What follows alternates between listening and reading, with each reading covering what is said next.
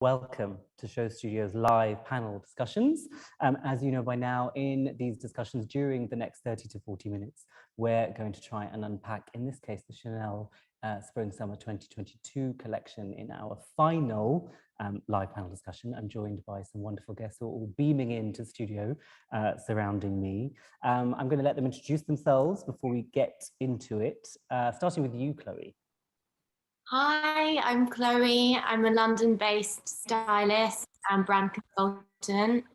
Excited to be here to discuss the absolutely phenomenal show that Virginie has presented us yesterday. Don't give too much away, Chloe. We'll get into that. Laura, please. Yes, thank you. Hi, my name is Lara. I'm also London-based, although Italian. After working many years at Carlotto in the VIP team, I left, and now I'm a consultant across VIP strategy for brands and events. Welcome. Benji. Gosh, everyone sounds terribly qualified. I am a fashion TikTok blogger, so my content is mostly fashion education and fashion commentary, and I work with The Face magazine and a couple other magazines like that. And I've just consulted on the BFC New Gen show space during Fashion Week, so mostly about like emerging designers. But yeah, really excited to be talking about Chanel. Welcome. And Sophia. Hi, hello everybody. I'm based in Paris and I'm a creator about archives and vintage luxury. And I'm excited to be here. We're so excited to have you all here. Chloe, you've already given us a bit of an idea of how you felt the collection was. Do you want to unpack that a little bit more? What did you like about it? Well, I'd love to start with the swimwear. To see swimwear, sorry. Let's start with the swimwear. It was phenomenal. J'adore. It was incredible to see a revival, or Virginie reclaiming that amazing moment from 1993 when we saw underwear worn as outerwear cascading down the runway, and it looked fabulous. I loved the knit, I loved the color, I loved the crochet, I loved the hair flicks. That was fabulous, iconic. It just really felt like a real ode to the 90s, 80s supermodel moment, the golden years. And Chloe, are you generally a fan of what Virginie is doing at Chanel? I am, yes. Let's start by when there was the incredible set design she did last year, which was the remake of the Hollywood sign featuring Chanel. I thought that was an outstanding way to start and carry on Carl's legacy. And you mentioned kind of the archives, so you mentioned a show from 1993, and the idea of nostalgia is obviously something that keeps coming up in terms of just generally the period that we're in, but in the way that people are looking at this show, mostly due to the way that this show was presented. So for those of you that haven't seen it yet, you can see it on the screen at the moment. Virginie wanted to recreate a sort of, I guess, depending on which person you're reading, it's either 80s or 90s, but it's sort of 80s to early 90s fashion show runway experience. So what you have is this kind of raised catwalk in the center of a space with lots of photographers flanking the outside. And you actually had Inez and Vanud, the photography duo, photographing extra, which I guess is now just termed content, at the end of the runway. The models were all encouraged to smile and have pep and personality, which is something that I think lots of people try to reclaim when we look at past shows. When we're often shown shows from particular periods, that's something that people always comment on, is the models themselves, but the models having more agency and having more personality really than what we're used to, particularly in the last decade. I wondered, in terms of that nostalgia, Sophia, because that taps into what you do, you work with archives. How did you feel about something like this that sort of is a facsimile of a recent past? Is that good enough for 2022? Yes, I really felt like I was thrown back into the late 80s and early 90s, as you said. I loved, from those time you would hear the photographer flash going on, and I really loved that she recreated that. She also kept the DNA of Chanel, the big camellia in the middle is very typical of the 90s that Karl Lagerfeld did. And also the music, I felt it was a nice way to make it modern, because you had some shapes that belonged to the 60s, like the little dresses, but also The music made it very, very modern. The cuts, the fact that you have skirts that are longer in the back, you know, it reminded me of the Prada show too. Mm-hmm. I really loved it. I think also the music in the show was different to the music that's actually been put over the video, because I think there was a George Michael. George Michael, and there was Christine and the Queen, Exactly. French, and you know. Yeah, so Christine and the Queen did a version of George Michael's Freedom, basically, which I think would have added to the kind of hysteria in the space at the time. Benji, I wonder what you make of this, because I'm really interested in nostalgia and actually how dangerous nostalgia is to fashion and to the arts in general and to culture. You know, how far does that push us forward? What do you think about what we saw? I mean, perhaps I'm also not the person to talk about 90s nostalgia because I was born in 2001, so I'm just past it. Look, it felt like it was a fun collection. Viard, personally, I haven't liked very much at Chanel at all. I think she's produced some of the worst haute couture collections of the last 20 years.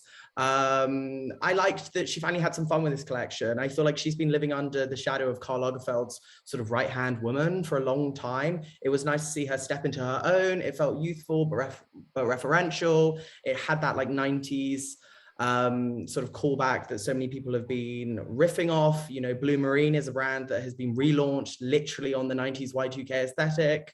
Was it an incredible collection compared to some of the other people that showed at Paris, like Jonathan Anson's Loewe?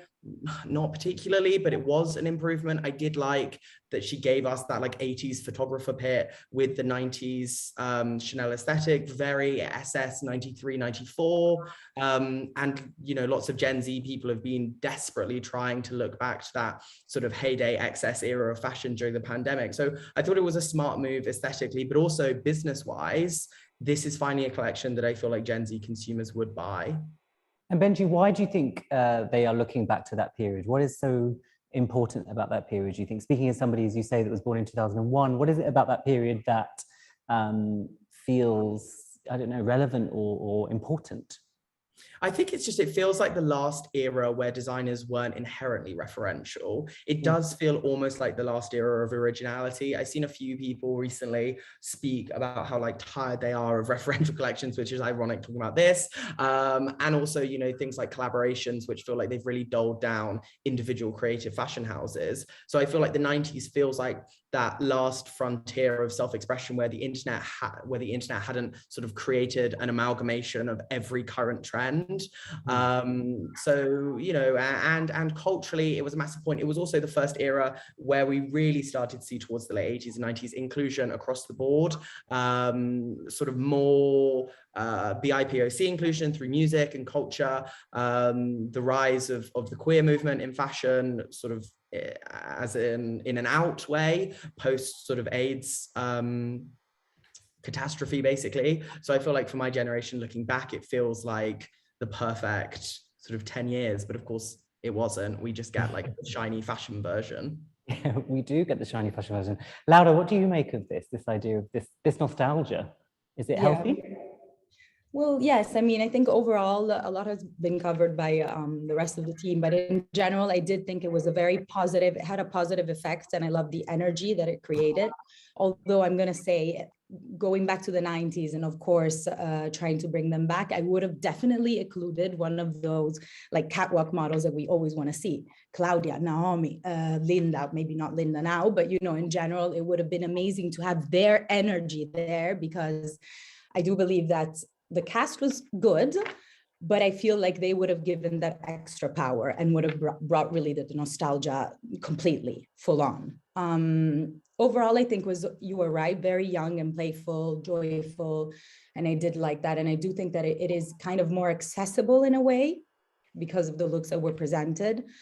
And I guess also the VIP front row was kind of reflecting that. So in fact, we had Lily Rose Depp, we had another Kristen Stewart, we had Kristen Frozet, Suju Park.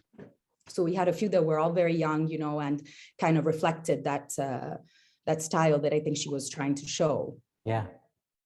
I'm also really interested in how sometimes nostalgia, or the idea to the attempt to recreate a moment that has long gone, sometimes exposes some flaws, either in what was there originally or what is there today. And to me, I felt there's, as much as I enjoyed this kind of fashion moment, I felt a bit of emptiness in it. And perhaps that's what Laura's mentioning in terms of the models themselves. I felt a bit uncomfortable with these young women parading themselves in the way that the women that modeled in the 80s and 90s did, but in a much more honest and genuine way. It didn't feel like an act. It didn't feel like a performance. It felt like something that was just an extension of their personalities. Quite often we talk about the supermodels, and what's fascinating when we talk about the supermodels is we not only talk about what they looked like, but we talk about what they were like and their personalities, you know, their dreams, their hopes, their lives. Whereas with these women, it felt a little bit odd because a lot of them I've never seen smile before either. Stella McCartney does this a lot. She always asks her models to smile, and there's always something very awkward about it because a lot of these models, it's like when you ask them to dance too, and a lot of them were dancing at the AZ Factory show, the tribute to Albert Elbaz last night. And that also kind of exposed this sort of awkwardness about character and caricature and what kind of level of performance there is here. Sophia, I wonder what you thought about that. Am I being too critical of this? Well, there are a lot of girls that I really love in that casting. I love, wait, let me take my note. I love Mika Araganaga. She's amazing. I think she loves to smile. She's very playful. She just did the Nodaleto campaign with Marc Jacob, and she's amazing in it. And she's playful, so I don't think it's an act. I love Gila. She's amazing. I love the fact that they took a plus size. But the attitude, I kind of agree in a way that they're not supermodels. But what is supermodels now? You know, we have Gigi Hadid, Bella, and Kendall, and they were not in that show. You know, they're the one that have that vibe. Yeah. So I found it weird that they weren't in the show, to be honest. I would have loved Gigi in this. I would have loved Bella in this because I feel like they're... Where is Bella, you know? Yeah, well, they're reality TV children, so they know how to deliver, they know how to serve, and that's what I was missing. Yeah, but I also felt like it was a parti pris, you know, just to say, okay, we are Chanel and we don't want to have supermodels that are supermodels. I don't know how to explain this, but they just wanted to remake supermodels, not to have supermodels in a way. Yeah. I wonder if it's also a bit of, is it snobbery as well? Is it snobbery on the part of Chanel to not want to engage with those women? Because we know there are many houses that were very slow to booking those girls for shows. Now they're less slow because they understand the influence that they have beyond the campaigns. But for me, I think there is this slight snobbery around the sort of inclusion of those characters in this show. Well, 40% of the girls are from elite. So elite girls, they have Kendall. So why not? Maybe that's a choice of being snobby, but I don't know. Chloe, what did you make of the casting and the women in the show? What they might say about being a young woman in 2022 wearing Chanel? I think that, like Laura touched on earlier, they carried a great energy, and I think Virginie really celebrates femininity and creating clothes that women want to wear. And to see the models cascading, yes, of course, the hair flick on display, as young girls and as a young girl, you know, fashion is fun and it should be fun. And I think that we should yes, of course, I think we should celebrate that. And I enjoyed it. I thought it was great. And I just want to also touch on Inez and Vinud, the video that they created before the girls went on the runway, and I thought that was incredible. I don't know if our viewers have had a chance to see it, but I think it's popping up on the screen now. You know, it just embodies that glamour and that amazing. Well, this is why I turned to fashion, to see women celebrated in such a way, and yeah. Benji, what did you make of this? Because of course, a lot of your business in your day-to-day is in broadcasting messages, is in, I guess, saying things very, very quickly, and for people, a huge amount of people to access what you're saying, which is the opposite of a Chanel show in a sense, which is not about access, it's not about democracy, it's not about everybody getting a piece of this. How does that square with, what were the kind of views that your followers were kind of bringing you? on this show? Yeah, it can be tricky because when you have 20 million people watching you a month, you have to be conscious that you're hitting every demographic in terms of representation. Chanel is a tricky brand to deal with always. Referentially, it's very, very difficult. You know, Coco Chanel was a Nazi. We have that well documented now after the Nazi occupation of Paris in June, I want to say June the 14th, 1940. She cozied up to several Nazi high officials and actually lived with a Nazi official. So referencing Coco Chanel is always extremely complicated. And Chanel has then gone from Coco to a massive leap then to Lagerfeld in the early 80s. And he became a figure who was divisive and controversial in his own rights, be it his championing of fur, be it his references towards weight, race, class. So referencing can always be like a bit of a tricky subject for Chanel. I do feel a bit bad for someone like Viard, who now has to pick through these incredibly popular and commercial reference points, whilst also sort of slightly creating a cognitive dissonance towards their person of origin. I liked the video pre the show. I thought she was smart in referencing lots of 90s details as opposed to sort of earlier details and details that didn't necessarily feel native to just Lagerfeld. They had those great hobo bags. They had some sort of Mary Jane style Logomania shoes.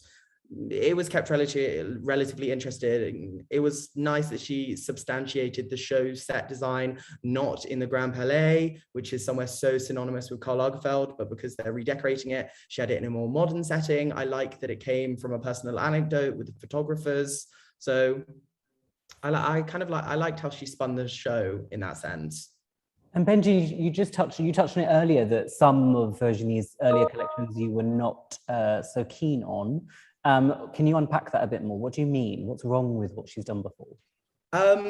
Inheriting a house like Chanel must be probably one of the hardest jobs you can have in fashion. It is such like their clientele are so dedicated to the brand. It has such a long line in terms of Lagerfeld taking it on and really creating these motifs that beforehand didn't exist in fashion or that he had to reinvent. I mean, there were some initial collections. Spring 2020 Couture is one that springs to mind that was a bit less Chanel chic and a bit more French peasant.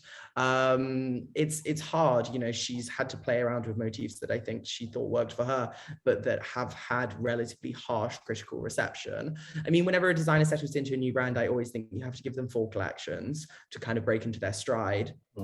It feels like Virginie struggled and was slightly crippled by the weight of inheriting such a massive archive and expectation. And she felt like she was having to do what she thought worked for the client. And almost it felt like she was trying to copy Lagerfeld. I think personally, this is the first collection where she's kind of done what she wants, which is quite exciting.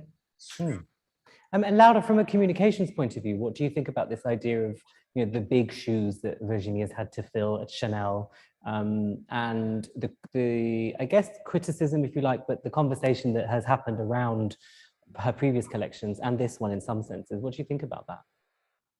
I think what Ben said is quite right. This one is a collection in which she decided to kind of do what she wanted and give maybe a different point of view to the Chanel-esque type of shows, which are usually much more structured and much more elegant and composed.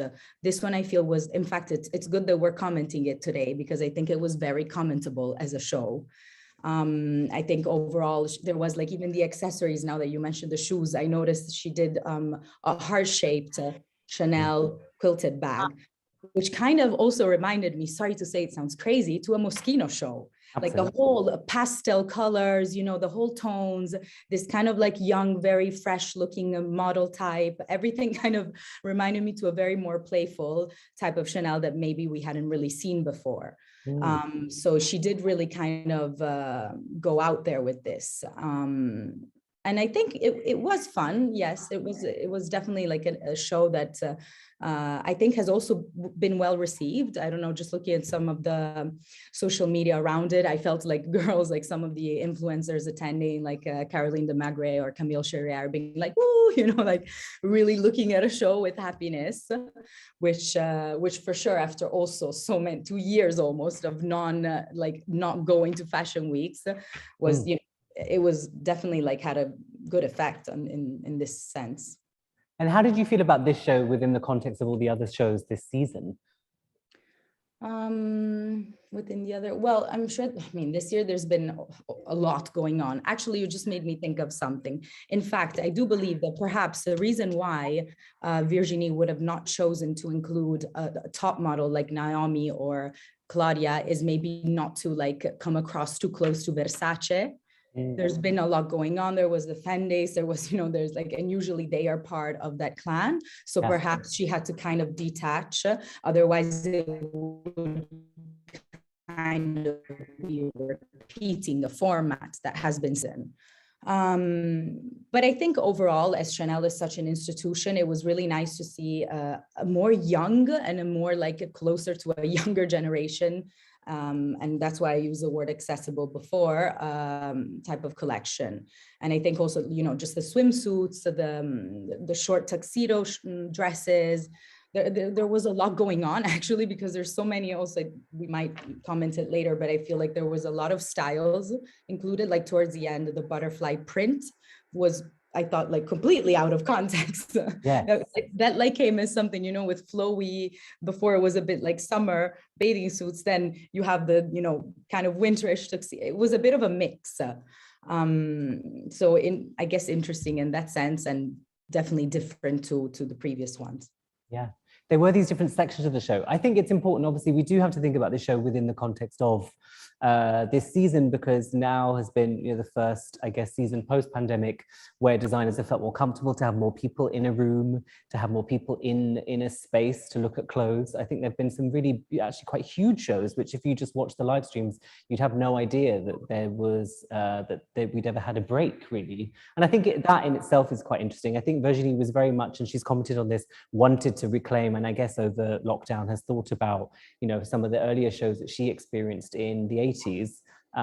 And she wanted to kind of recreate some of that energy and some of that fun. And I also think this is testament to why sometimes a show in real life will be very, very different to the video or the content that's spun off the back of it. Our reaction is, of course, most of us is from the secondhand information. And friends of mine that were there were sending me lots of videos that actually had more of the mania that I think it was meant to capture, you know, the flashing bulbs and the noisiness and the kind of whooping and the screaming.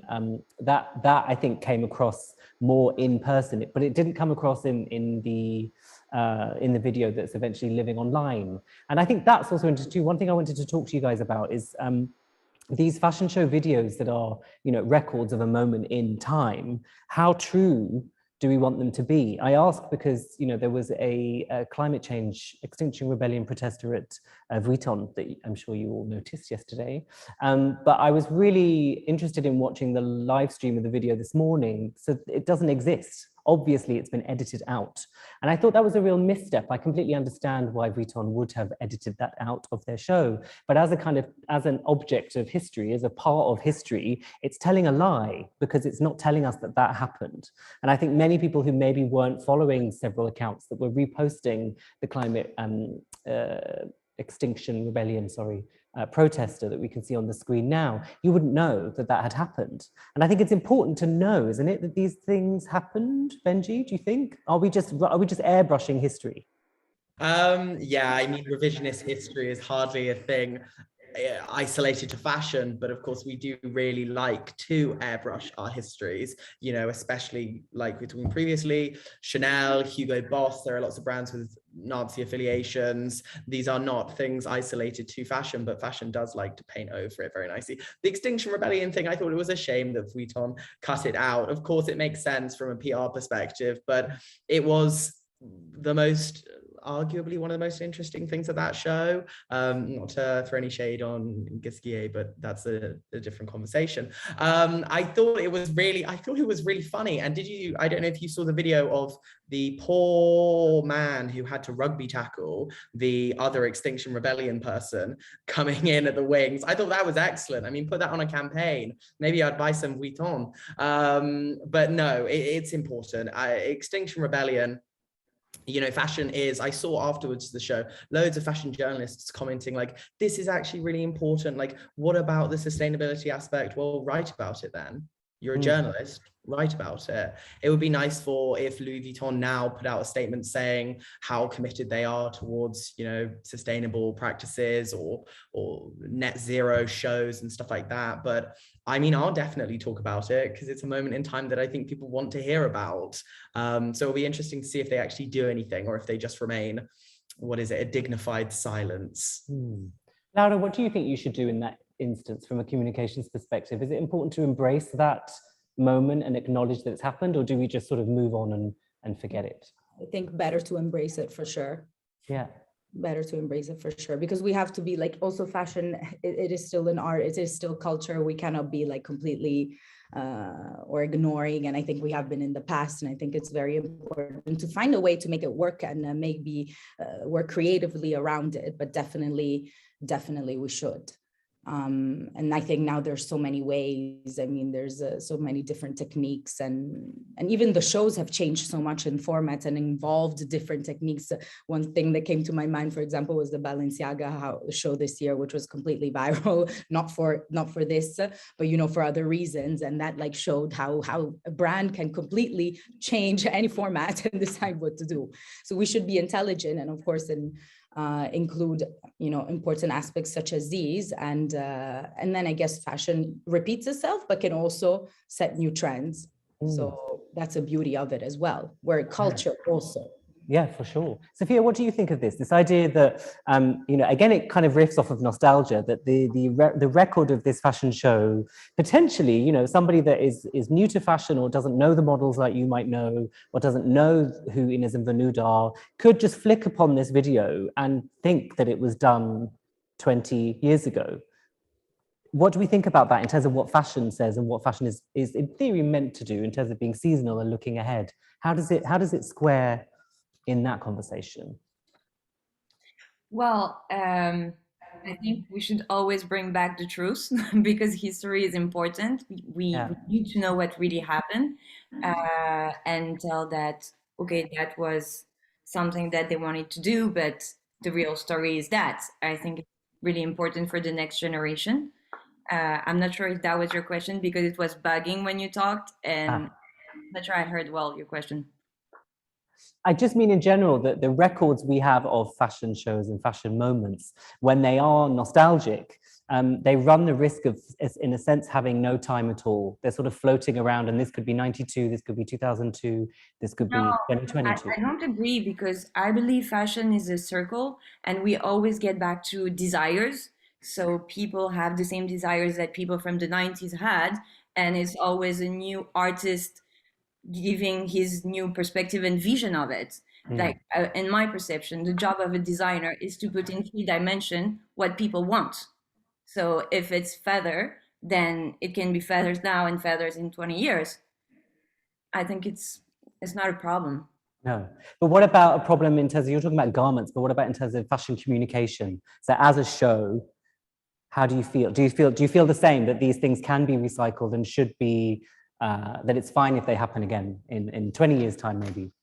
I think it's fine. I mean, nostalgia is a part of the human, you know, we always want to feel home. Sometimes it makes you feel home, or it brings you a memory of your mom or your family or your grandma. That's what nostalgia is about. It's about, like, can you eat pasta every day?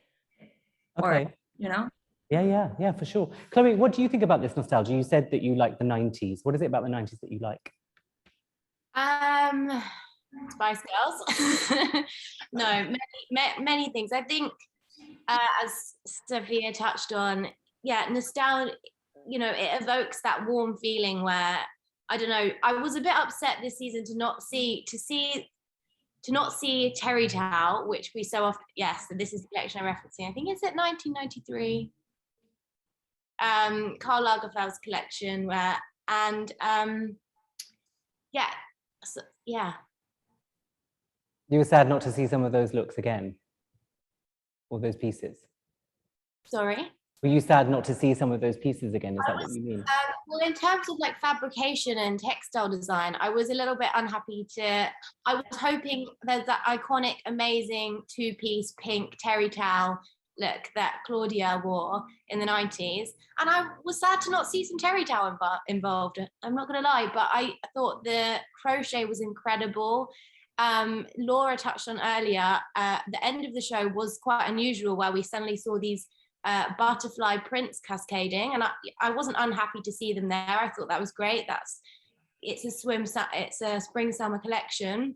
Yeah. But did it tie in with the rest of the collection? I'm not so sure, but yeah. Yeah, I think a lot of people on Twitter, high fashion Twitter, are upset by the butterfly print. I think they just didn't like it for whatever reason. But yeah, it seems to be the thing that keeps coming up a lot.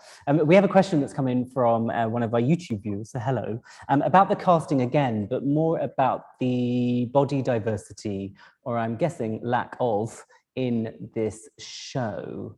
What did we think about that, Laura? Laura, can you... I do think that they should have been a bit more inclusive. We did have diverse. I can hear you. Can you? Or did Yes, you're glitching a bit, but we can hear you. Oh no. Anyone else want to pick up that question about body diversity or lack of? Is it working Sophia? now? What do you think? Sophia, what do you think about that? I think we were meeting more women with shapes and curves. I wanted boobs, you know, like like in the 1993 show, woman with shapes, you know, like because those are the look that I couldn't wear in 1993. I was 3 years old, so that was impossible. I want to wear them now, and I want to feel like a shapy woman, curvy one can wear those clothes, and I really didn't feel like this. I felt like it was more plus size and skinny. There was no middle, sexy, sensual. Is there anyone that does that casting well, do you think, Benji? Where it feels genuinely diverse from a body perspective? Not particularly. I mean, no, to be honest, no, I don't think anyone does their casting that well. There are a few emerging designers who always are pretty cognizant of this. I think Chanel have always had a pretty awful track record. And when you do look, for example, at the one, I don't even know if you could call them plus sized model in this show, look 21. I mean, they made her look like, you know, like an Amish butter girl. It was just like frumpy. It was the sort of thing I would see, like I'm Jewish. It's the sort of thing I'd see like the Orthodox Jewish girls wear if I walked down Golders Green, like everything covered up, but like the slightest smidge of ankle. If that's your thing, good for you. But it was like, I mean, come on, we can't call that body diversity. And I did watch the show, and it was one of the few shows that I do watch that I did watch this season and think those girls are really, really skinny, like really skinny. I mean, I was at the Nancy Doyaka show and covered it for The Face and a couple other magazines, and lots of the comments were like, oh, those girls are really skinny. But in person, they didn't look quite so skinny, the Nancy models. That show, I saw a few friends sending me videos from backstage, and some of those girls did just look across the board like they were very skinny. And there's nothing wrong with that, where, you know, I have some friends, loads of friends who are naturally very, very slender. But I feel like when you have consistent models who do look very slender, and I know there has been environments in the past where they haven't been allowed to eat, or they've been told to put food away when they want to eat backstage during hair and makeup at Chanel. So I think it felt particularly poignant for them to have their only sort of relatively medium-sized model covered up. Chloe, what did you make of that? The body diversity on at the show? I did feel that it was out of all the shows that I've seen this season, the girls were incredibly thin. And should we be promoting, or, you know, like Benjamin said, some girls are naturally very slender, very slim, but it's the 21st century. I think we should be involving all shapes and sizes, as always, as ever.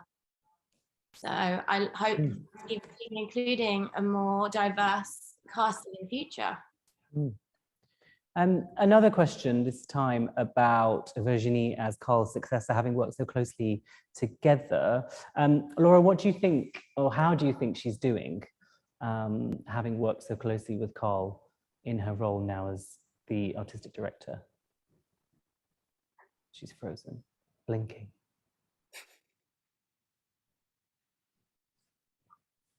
Sophia, what do you think? How do you think Virginie is doing? I think she's doing the best she can. I mean, she's been at Chanel she started as an intern, I don't know, 35 years ago. So she followed Carl to Chloe and then came back, and she's a part of Chanel. She has the DNA inside of her. Whatever we say, she's a Chanel woman. So, and it's hard to come after, I don't know how long, 35 years or 40 years of Carl, who was the ambassador. Like, he was a monster. You can never come after him. She has the hardest job. Yeah. So yeah, she's great, I think. Yeah. And which of the bits of her Chanel do we think are her? What are are we ready yet to differentiate between the kind of Carl archival hangovers and the things that she's bringing? Well, I love archives, so I would always go for Lagerfeld archives, Chanel. And but I think for the new generation, as Benjamin mentioned, this is the first show where she can express herself better. You know, it takes time. Also, maybe next season will be even better. She's talking to the new generation, because Chanel was becoming a bit, you know, all those women having those Chanel bags, and they're from different backgrounds and social position. You know, it wasn't really clear anymore, and I didn't feel like young women wanted to wear Chanel. Laura, I think we've got, oh no, have we got you back? You're on a different screen to me now. You're testing me, Show Studio. I think you're on mute. Should be working now, hopefully. Apologies about that. Welcome back. Did you hear my question? What do you think, or how do you think Virginie is doing in maintaining not only Carl's legacy, but building her own?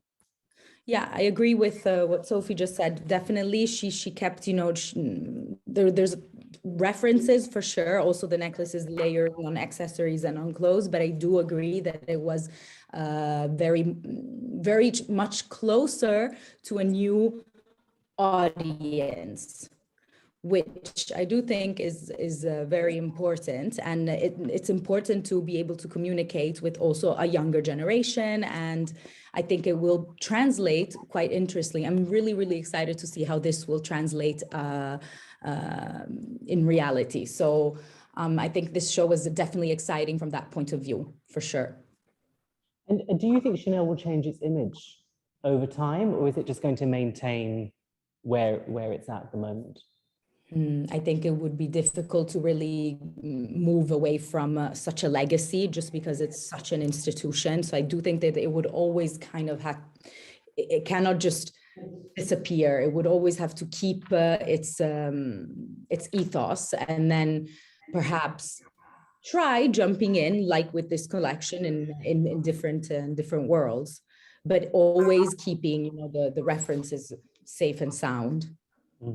Benji, what do you think? I love that safe and sound as an interesting kind of way of thinking about it, sort of maintaining, I guess, looking after the things that have made this what it is, but also maybe freshening things up a bit. Benji, do you think will Chanel, this is again a question from a viewer, will Chanel ever change as a brand? And is that even something that we think is appropriate?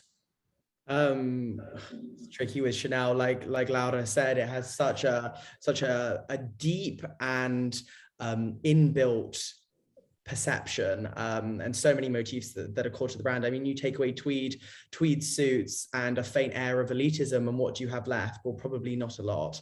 The collection, Virginie did take some interesting, more relevant motifs. She had some bralettes in look 2 and 3, referential. She had some oversized blazers, look 11 and 12. Quite interesting, a sort of a Y2K look back, Paris Hilton-esque for look 9. That was quite well done. She took some pearls and put them on some bags for detail look 17. That was quite interesting. After Harry Styles, Vivienne Westwood's orb necklace extravaganza, I feel like that was probably relevant. She did give the classic tweed suits a slightly more youthful iteration with look 42 and 43. look, do I think she's reinventing the wheel? No. But do I think Chanel ever will? No. One of the great things about Chanel is you could literally buy a look from the 80s or buy a look today, and it would be in style. You know, we talk so often about how damaging the trend cycle is. Well, perhaps Chanel, there's the double-edged sword of, yes, is it new and interesting? Not always, but is it relevant? It seems to be. And Chloe, what do you think about this idea of Chanel changing, or do you want to keep it exactly the way that it is? It's just one of those iconic brands that are, like Benjamin said, a time, you know, pieces are timeless. You could be wearing something from the 80s and like today, it's actually from 2021, or should we say 2022 as it's next season. But and we also have to, I thought it was interesting, Dal, that you was asking earlier about how we feel Virginie is carrying the legacy, but we kind of forget that Carl, you know, he often described her as his right-hand woman and left-hand woman. So she has supported him from, interning 35 to 40 years ago.